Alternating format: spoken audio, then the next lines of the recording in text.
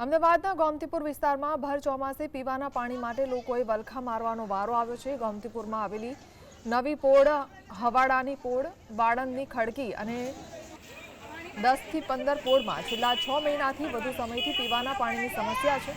ચોમાસા જેવી ઋતુમાં પણ સ્માર્ટ સિટી કહેવાતા અમદાવાદના આ વિસ્તારોમાં પાણી ન આવતા સ્થાનિક રહીશોમાં રોજબરોજ ટેન્કરની પાણી ભરવા માટે મજબૂર બનવું પડી રહ્યું છે। સ્થાનિક લોકો દ્વારા તંત્ર સમક્ષ અસંખ્ય વાર લેખિત અને મૌખિક રજૂઆતો કરવા છતાં આજ દિન સુધી કોઈ જ કાયમી ઉકેલ આવ્યો નથી, જેના કારણે જનતામાં તંત્ર સામે ભારે રોષ ભભૂકી ઉઠ્યો છે। વહેલી તકે આ સમસ્યામાંથી મુક્તિ અપાવવાની માંગ કરી રહ્યા છે।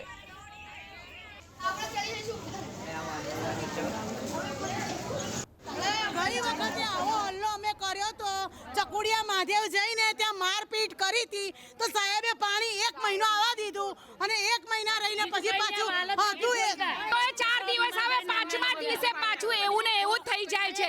એટલે અમે તો એટલા કંટાળી ગયા છે કે આમ થાય છે ગોમતીપુર છોડીને જતા રહી, હવે એટલી ત્રાસ થઈ ગયું છે।